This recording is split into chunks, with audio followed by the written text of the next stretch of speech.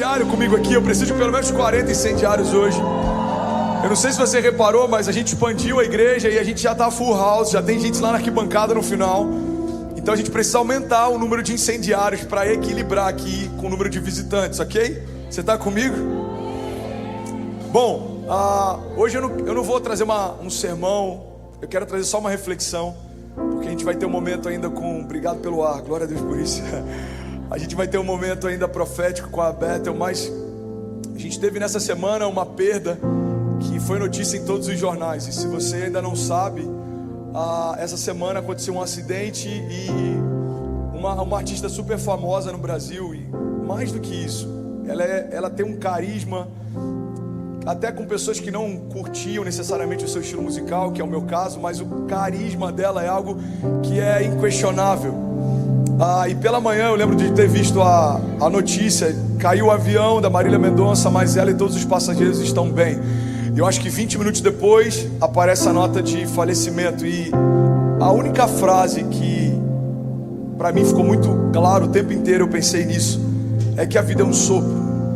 Talvez você tenha pensado nisso nessa semana, talvez você tenha lido alguém que falou sobre isso essa semana. E se você não teve essa oportunidade, eu quero, através da reflexão de hoje, gerar essa oportunidade da gente refletir. A vida é um sopro. Você pode declarar isso comigo? Diga: a vida é um sopro. Isso não é um pensamento negativo ou vitimista, não é um sentimento de se sentir menor do que realmente somos. É só uma forma da gente refletir o quão limitado é a nossa matéria. E isso faz com que a gente perceba o quão poderoso é a eternidade. Eu queria te pedir, em nome de Jesus, a não se distrair, olhar para cá. Eu queria pedir para que nenhum voluntário se mova, porque todas as vezes que a palavra é liberada, só existem dois caminhos. Não tem neutralidade no reino. Quando a palavra é liberada, ou ela traz juízo, ou ela traz salvação. E eu quero construir com você uma ponte para a eternidade. Tem pessoas que vão acessar a eternidade hoje através de uma rendição total a Jesus. Você está comigo? É para isso que Deus chamou a gente. É para isso que Ele estabeleceu a igreja. É uma agência do céu na terra. É como alguém que libera bilhete para a eternidade. A diferença é que você não precisa pagar por ele. Jesus já pagou. Já está pago, amém? Então tem uma passagem que está em Tiago 4,14. Diz assim: vocês não sabem o que acontecerá amanhã. O que é a sua vida? Vocês são como a neblina que aparece por um pouco e depois se dissipa. E eu lembro que essa passagem me marcou porque eu li num livro de alguém que foi um dos mestres que ajudou a construir a minha cosmovisão, os meus fundamentos da fé, que é o pastor Drummond Lacerda. Tem um livro dele que ele fala exatamente sobre isso. A vida é como um homem que acorda pela manhã, olha pela janela, tem serração lá fora, ele vai para a cozinha, prepara um café, e quando ele volta, a neblina já se foi. Essa é a duração da nossa história comparada com a eternidade de Deus. É um sopro, passa muito rápido. E eu queria de verdade que você deixasse essa palavra construir algo em você. Pastor, você não acha que vai ficar muito down? Não, down é alguém que poderia ter ouvido falar sobre a eternidade através da minha vida, não ouvi porque a gente usou o púlpito para qualquer outra coisa. Isso é down.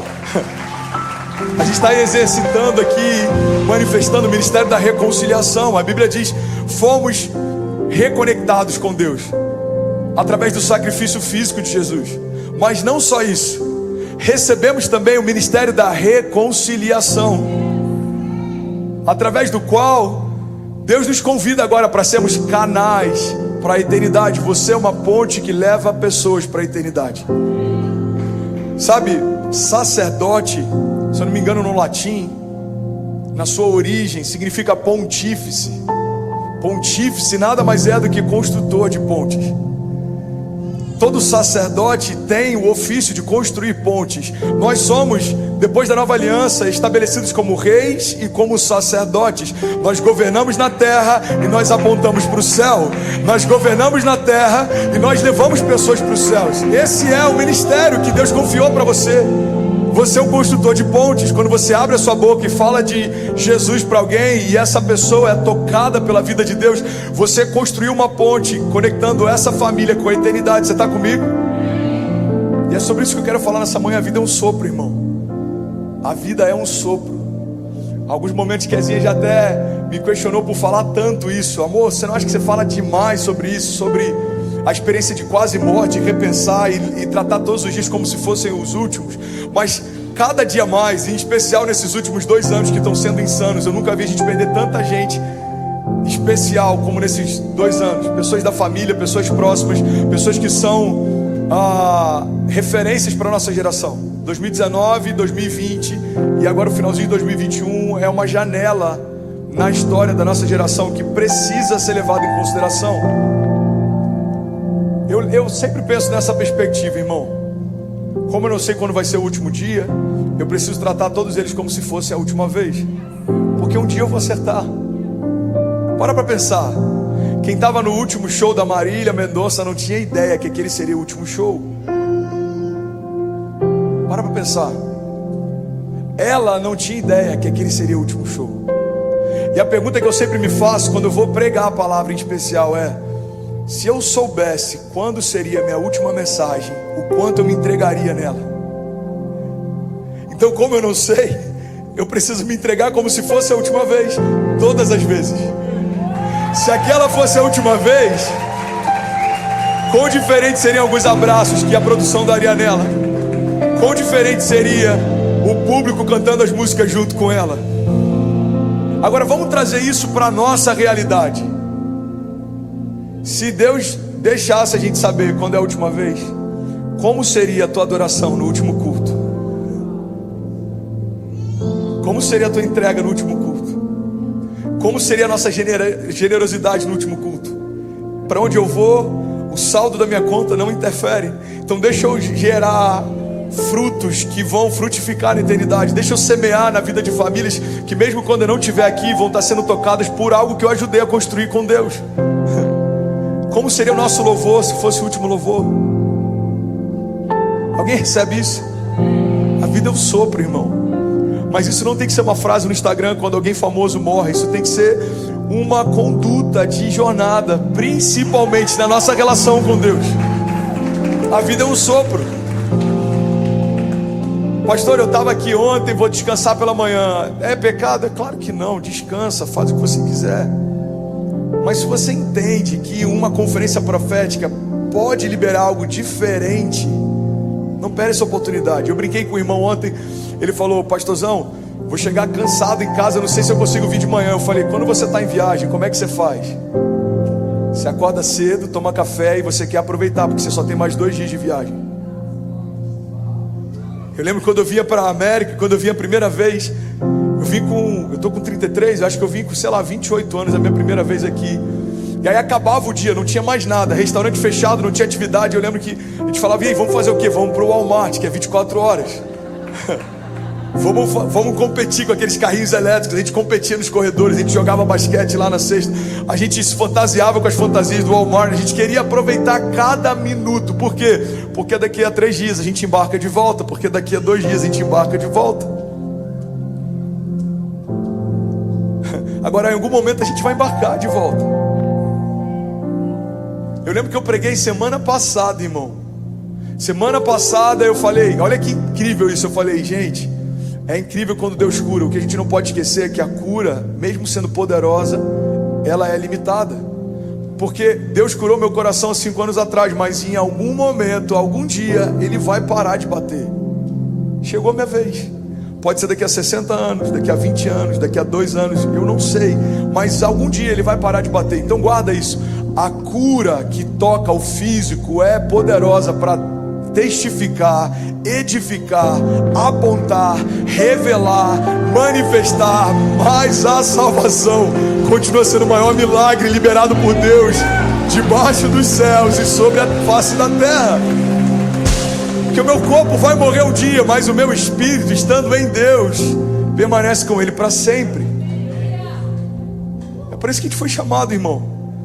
Anunciar o ano aceitável do Senhor, o ano em que cativos serão libertos, enfermos serão curados e filhos voltam para a casa do Pai.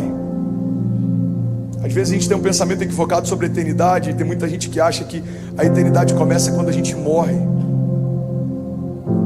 Mas eu queria compartilhar isso com você. Você está comigo? Alguém está recebendo algo de Deus? A eternidade não começa quando você morre. A eternidade já está acontecendo. Olha para mim. A eternidade já está acontecendo. O timer já foi ativado. O que vai diferenciar quando a gente morrer é para onde a gente vai. Deus está dizendo, você pode escolher o que você quiser, você pode fazer o que você quiser, mas ainda assim Ele fala, mas escolha a vida. Você pode escolher o caminho que você quiser, mas me escolha. Já me perguntaram, pastor, se Deus é tão poderoso, por que Ele não destruiu o inferno no princípio? Irmão, porque a relação com Deus tem que ser uma escolha, não é falta de opção, é uma opção. Qual seria a graça de escolher a Ele se não tivesse nenhuma outra opção? Para mim, fundamentalmente, não tem sentido. Eu estava até falando com o Steph esses dias, com algumas pessoas do Steph. Por exemplo, descontar o dízimo em folha, para mim não faz sentido. Porque qual é o poder de um princípio que eu cumpro se eu não tive nenhuma oportunidade de quebrá-lo? Não tem como eu não dizimar, porque é descontado em folha. Então como que esse princípio tem força se não havia uma oportunidade de não cumpri-lo? O princípio tem força quando eu poderia escolher qualquer outra coisa, mas eu escolho o princípio. A minha relação com Jesus tem força quando eu poderia ter me relacionado com qualquer outra coisa, mas eu escolho Jesus. A minha jornada com Deus tem força quando eu poderia ter escolhido escrever qualquer outra história, mas eu escolhi a história que Ele escreveu para mim. Foi uma escolha. Agora não vivo mais eu, mas Cristo vive em mim. Você está comigo? Faz sentido. É por isso que a fidelidade é tão poderosa. Você poderia ter escolhido qualquer outra pessoa, mas você escolheu mais um dia a pessoa que Deus deu para você. E no dia seguinte, de novo, no dia seguinte, de novo. É um princípio. Eu lembro que eu compartilhei um pensamento do Francis Chan, se eu não me engano, alguns meses atrás, e ele fala que é louco como que a maior parte das perguntas que nós pastores recebemos hoje sobre o céu são pessoas com medo de ir para o inferno. Então perguntam, como eu faço para não ir para o inferno? O que eu preciso fazer para conseguir ir para o céu? Quais são os limites que eu posso tramitar sem perder a salvação? Ou, enfim, eu não vou entrar nessa questão de doutrinário se perde ou não. O ponto é que a crise da nossa geração é que a maior parte das pessoas tem buscado o céu só como um livramento para não ir para o inferno. Mas o céu não deve ser um lugar desejado porque a gente não foi para um lugar pior. O céu só tem graça porque Deus está lá. Porque qualquer lugar sem Deus se torna um inferno. Qualquer lugar com Ele se torna céu. Você está comigo? Jesus resistiu no meio do deserto. Era calor, ele estava com fome, estava sendo tentado não por um principado ou potestade, pelo próprio Satanás. Mas ele resiste no deserto. Adão se perde no paraíso. Os lugares se tornam especiais por quem está lá, irmão. O céu é um lugar que eu desejo estar, porque o meu Pai está lá. Você está comigo? Diga amém. A vida é um sopro, irmão. Romanos 5,17, é por isso que eu queria ficar só na reflexão, que se deixar eu vou direto. Eu tenho mais 4 minutos, alguém está recebendo algo de Deus? Romanos diz assim: se pela transgressão de um só a morte reinou por meio dele, muito mais aqueles que recebem de Deus a imensa provisão da graça e a dádiva da justiça reinarão em vida. Alguém pode dizer glória a Deus por isso? Reinarão em vida por meio de um único homem, Jesus. Irmão, esse é o desafio. Olha para cá. Enquanto você está aqui, o teu desígnio é reinar em vida. O que a gente não pode esquecer é que a nossa história não se resume a isso daqui. Esse é o desafio. Olhar para a terra a ponto de governar nos dias atuais, olhar para os céus a ponto de saber que lá é o meu destino final. Quando eu estou em um dos extremos, eu só estou esperando que Jesus venha, Maranata, hora vem, e eu não quero exercer o meu ministério, o meu chamado, reconciliar filhos. É como alguém que não toca naquilo que está morto por medo de se contaminar. A igreja por muito tempo foi assim. Você não pode ir nesses lugares, você não pode falar com essas pessoas, você não pode, irmão. Como ouvirão se não há quem pregue? A igreja tem que estar lá. Não faz sentido a gente receber a salvação, se trancar em casa e falar: eu só estou esperando Jesus chegar, volta logo Jesus. Não, calma. Até que Ele chegue, governe. Até que Ele venha, reconecte filhos com Ele. Até que Ele venha, exerça o teu chamado, o teu ministério, frutifique. Agora, o outro extremo é a gente só focar nas coisas da terra. Tem igrejas que a sua teologia só é focada naquilo que Deus pode dar para você nesse tempo. São campanhas de prosperidade, campanhas de mover financeiro, campanhas de cura física. Pastor, mas isso não é de Deus? É de Deus, mas Deus não se resume a isso. Se eu olho para Deus como um canal que só cura, eu trato Ele com a mesma autoridade que eu trato qualquer remédio que funciona.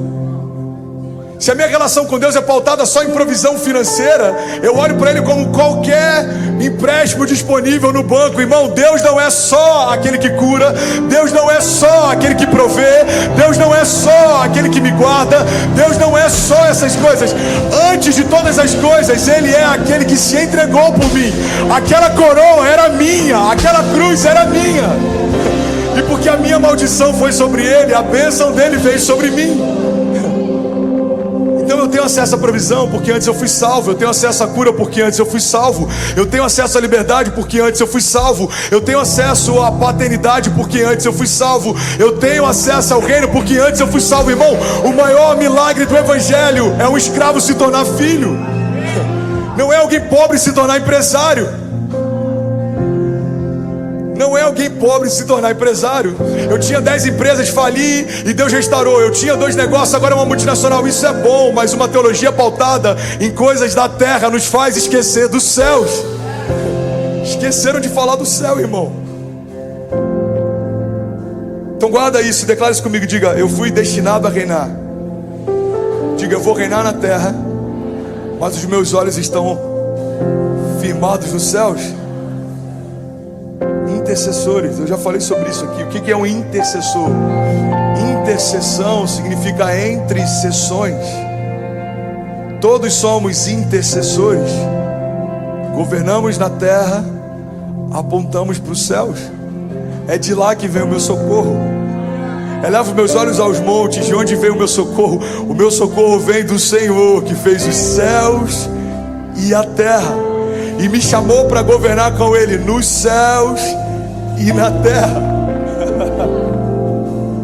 Filipenses 3:20, eu estou finalizando e o music pode subir. Diz assim: a nossa cidadania, porém, está nos céus, de onde esperamos ansiosamente um Salvador, o Senhor Jesus Cristo, pelo poder que o capacita a colocar todas as coisas debaixo do seu domínio.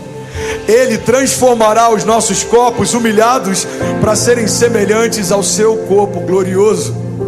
Essa é a hora que alguém glorifica, essa é a hora que a gente celebra. Eclesiastes 3:11 diz: porque Deus pôs no coração do homem um anseio pela eternidade. Olha para mim, abaixa só um pouquinho o volume aqui da guitarra. Olha para mim, olha para mim. Você sabe por que a gente está tão ansioso? Porque Deus colocou em nós um anseio pela eternidade. Só que a gente está tentando preencher esse anseio com coisas que são temporárias e não preenche. E a gente não entende por que está cada vez mais ansioso, porque a gente continua tentando se alimentar com coisas que não suprem a fome que a gente tem. A fome que a gente tem é fome de Deus. A fome que a criação tem é fome pela eternidade. Deus colocou em você. Então guarda isso, irmão. Eu não consigo preencher o vazio da eternidade com nenhuma outra coisa senão a presença do Deus eterno. Nada na terra é capaz de preencher o vazio que habita em você. Eu sei que você já ouviu isso tantas vezes, e alguns de nós ouvimos tantas vezes, que a gente considera quase como um jargão evangélico, e a gente nem entende mais o poder que essa declaração carrega. Existe um vazio no coração do homem do tamanho de Deus. Só Deus pode preencher. Você está comigo? Tem uma frase do C.S. Lewis que ele diz: eu descobri em mim mesmo desejos os quais nada nessa terra pode satisfazer. A única explicação lógica é que eu fui feito para um outro mundo. Cara, isso é muito poderoso. Vocês conseguem me enxergar ainda com tanta fumaça? Vocês estão aqui? O pessoal da fumaça está bem empolgado nas últimas semanas. Está parecendo com aquele show do Gustavo Lima que virou meme. Eu tô achando que é o mesmo voluntário que estava lá. Foi dispensado, veio para cá. Vigia, hein, Léo? Só se vive uma vez, hein, meu filho? A vida é um sopro, mas não precisa também ter tanta fumaça. Eu descobri desejos que nada nessa terra é capaz de suprir. Só tem uma explicação lógica. Eu não fui feito para esse mundo. 1 Coríntios 15, 19 diz: se é somente para essa vida que temos esperança em Cristo, dentre todos os homens, nós somos os mais dignos de compaixão. Hoje está demais. João 11, 21 diz: e disse-lhe Jesus: eu sou a ressurreição e a vida, e aquele que crê em mim, ainda que morra, viverá. E quem vive e crê em mim não morrerá eternamente.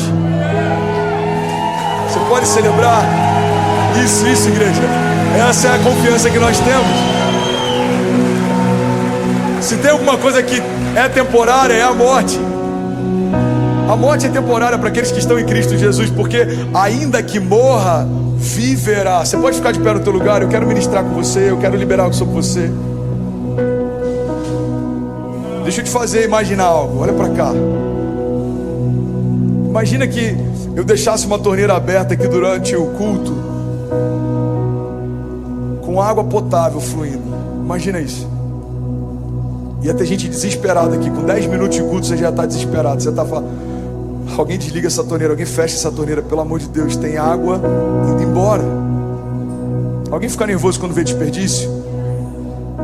Quando vê alguém lavando calçada com água limpa? A gente vê muito isso no Brasil, né?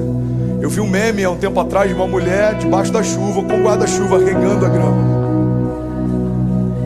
Tem gente que não está satisfeita em desperdiçar, ela quer desperdiçar com força.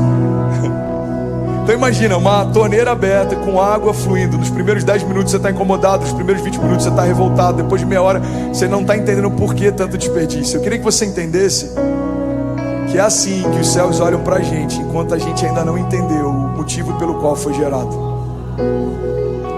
Enquanto a gente não entrega a nossa vida para Jesus, é um desperdício que a gente está fazendo. Tem vida se esvaindo, quando na verdade o que Deus tem para nós, irmão, é superior a tudo que você já experimentou até aqui. E é isso que eu vim ministrar nessa manhã. Se a vida é um sopro, eu não quero perder mais nenhum fôlego para me render para Ele completamente. Se a vida é um sopro, eu não quero perder mais nenhum culto. Eu não quero perder mais nenhuma oportunidade de adorá-lo. E deixa eu fazer um convite para você, deixa eu alinhar o coração. Se tem alguém que está aqui, talvez o teu coração se fechou para algo que eu falei, algo que você não concorda com a administração ou com o louvor, algo que você não concorda com voluntários, deixa eu te fazer um convite. Saia e plante raízes no lugar onde teu coração está sendo alimentado, porque a vida passa rápido demais para a gente perder tempo tolerando o que deveria ser celebrado. Você está comigo?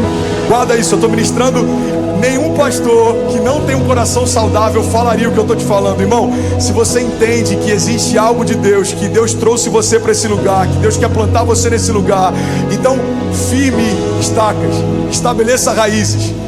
Mas se não é esse lugar, se não conectou, se os teus filhos não estão sendo bem alimentados, se o teu coração não está sendo preenchido, irmão, a vida é um sopro, não perca tempo. Eu quero declarar isso sobre você. Você nunca mais vai ficar onde você é tolerado. Deus não te chamou para ser tolerado, Deus te chamou para ser celebrado.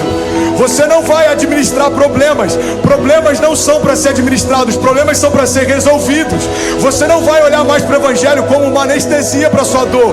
O Evangelho não é para anestesiar a sua dor. O Evangelho é cura sobre toda a dor.